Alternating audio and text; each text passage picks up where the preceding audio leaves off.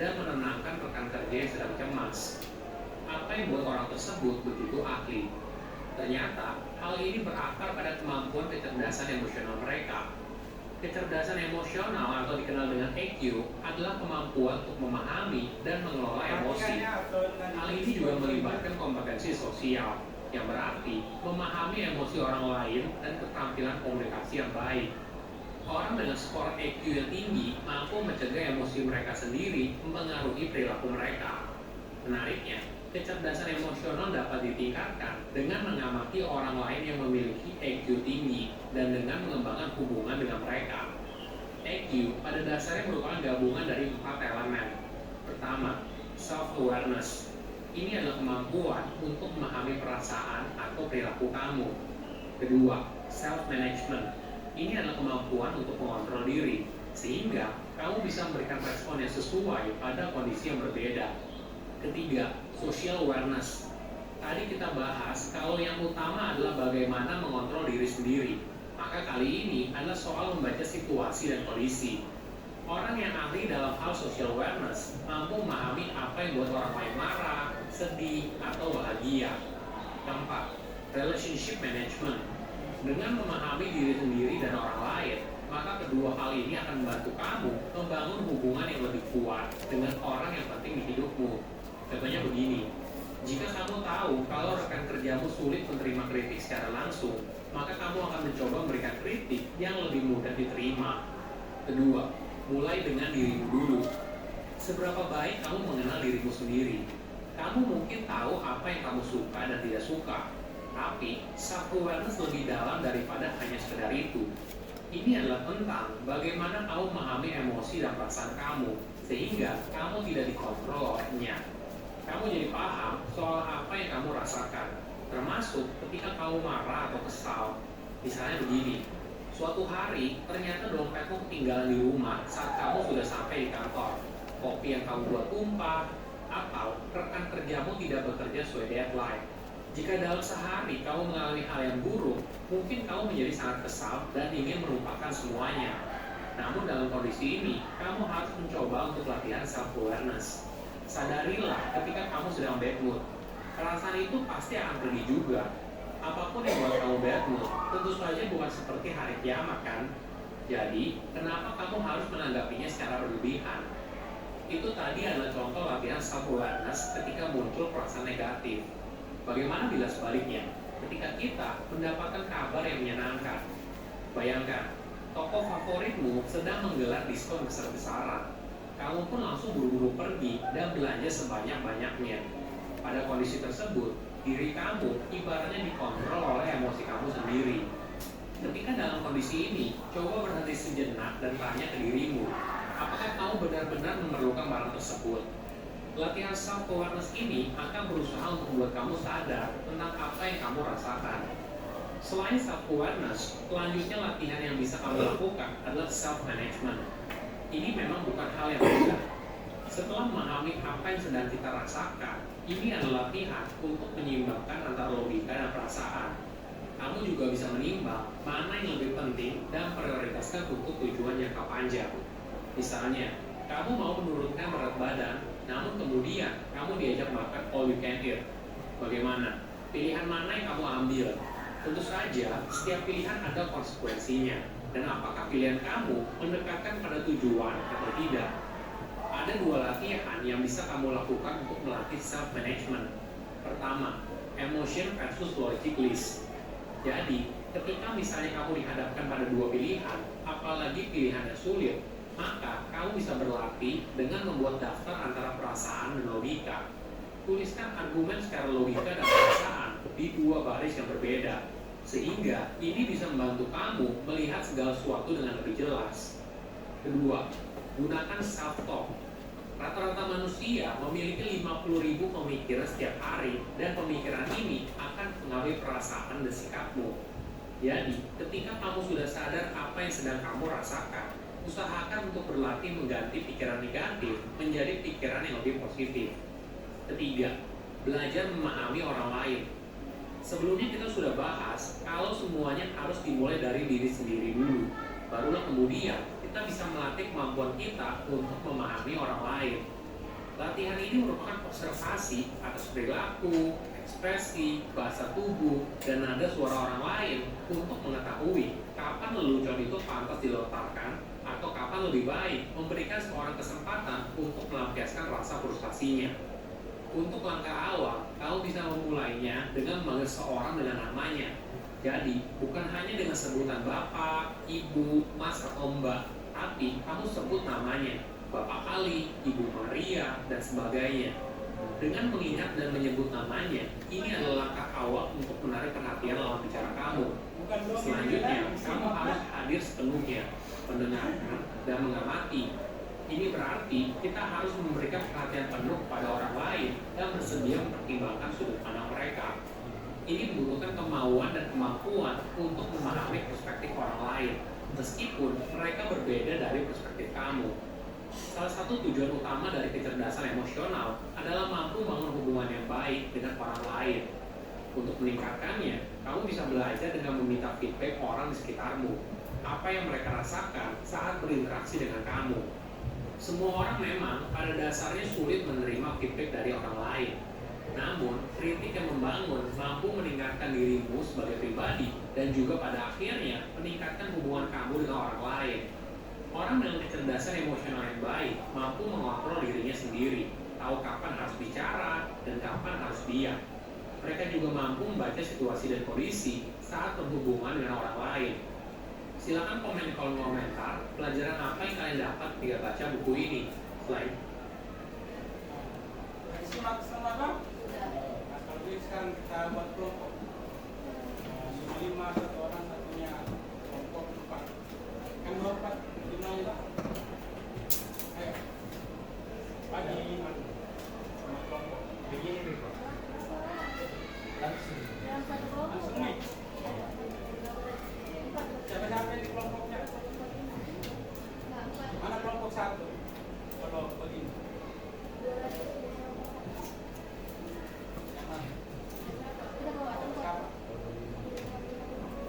Kelompok 2.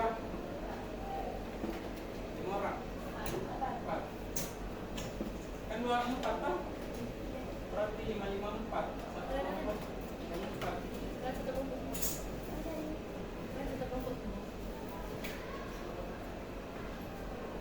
Nah, kita hitung saja 1 sampai 5.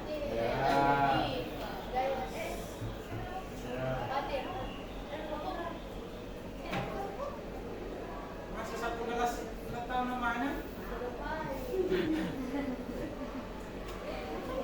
Ayo bagi. 1, 2, 3 enggak? Atau enggak? Gini tuh Pak. Malah si bagi atau gitu?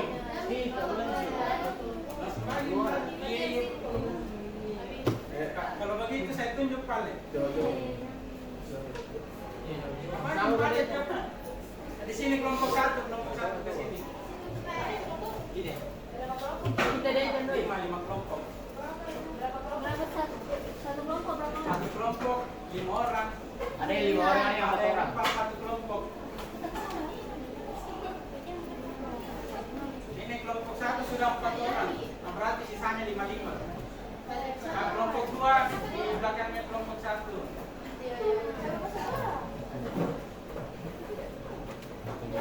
Coba lihat deh. Iya. Di sini Pak, Pak kelompok 2. Masih itu mau.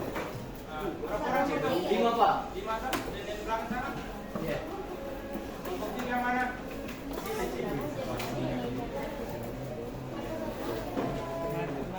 Pak, enggak ada kelompok D. Dia? Terus sini. ini ekstensi. Mana suruh?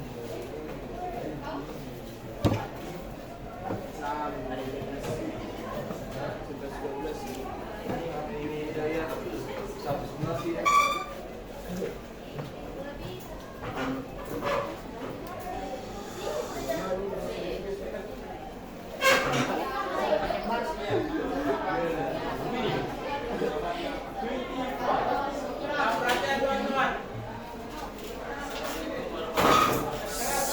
Waalaikumsalam warahmatullahi Pulang. wabarakatuh.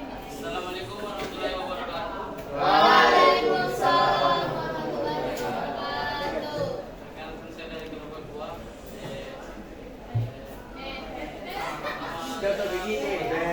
Tahu. Kelompok itu. Saya Adi, Fatir, saya dan Nasrullah. Jawabannya apa?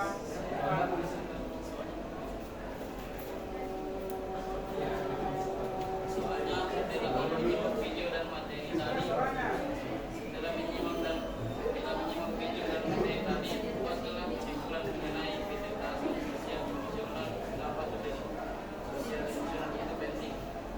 Jawabannya, kecerdasan sosial emosional itu sangat penting bagi kita selain bangga pihak sebagai makhluk sosial harus memahami dan mempelajari kecerdasan sosial emosional.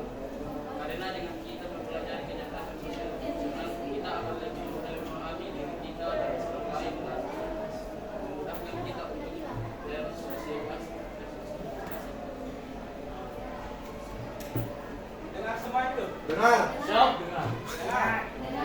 Ada yang mau tanggapi? Tidak. Tidak. Nah, sekarang yang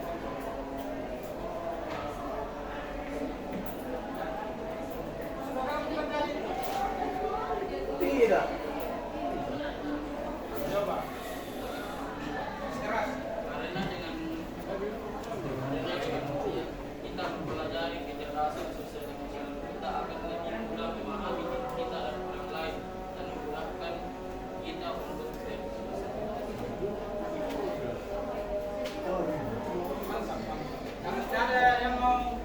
ada yang mau tanggapi? Ada semua? Sepakat dengan jawabannya? Sepakat? Sepakat ya? Coba. Sekarang kelompok 2. Ya, kelompok 2 lagi. Kelompok 1.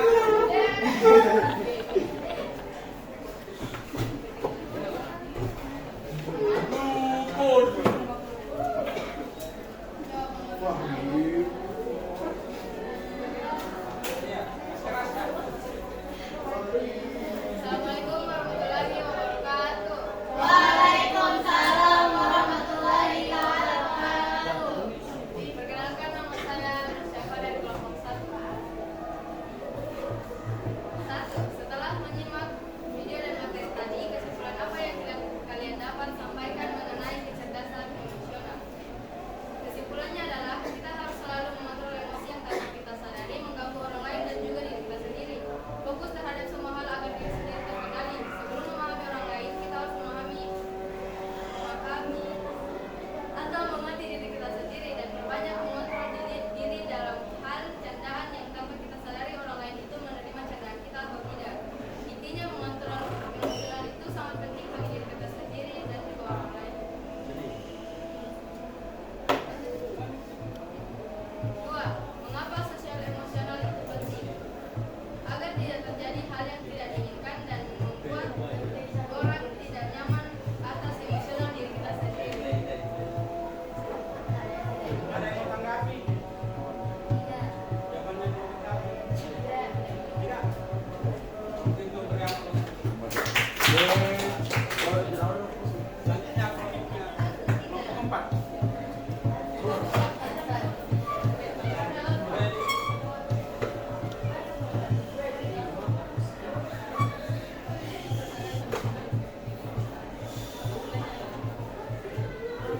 Jadi kita harus pelajari kecerdasan sosial emosional.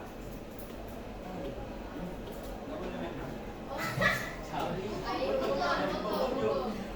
Dan kita hukum dulu. Coba berdiri.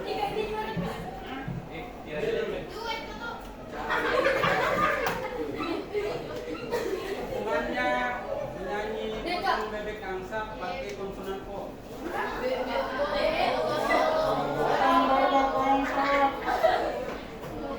Ayo, ayo. Diam, nak. 1, 2, 3.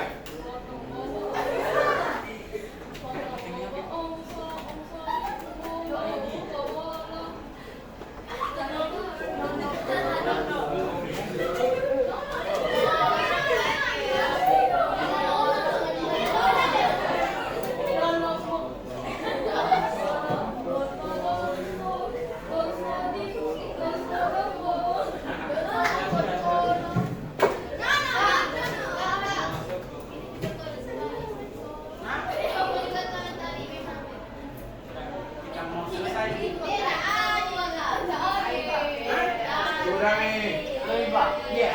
Langsung di close Pak. Iya. Jadi karena kan kita terbatas waktu. Iya, betul Pak. Nah, jadi itu tadi mengapa itu penting agar kita bisa menjadi pribadi yang lebih baik dari sebelumnya.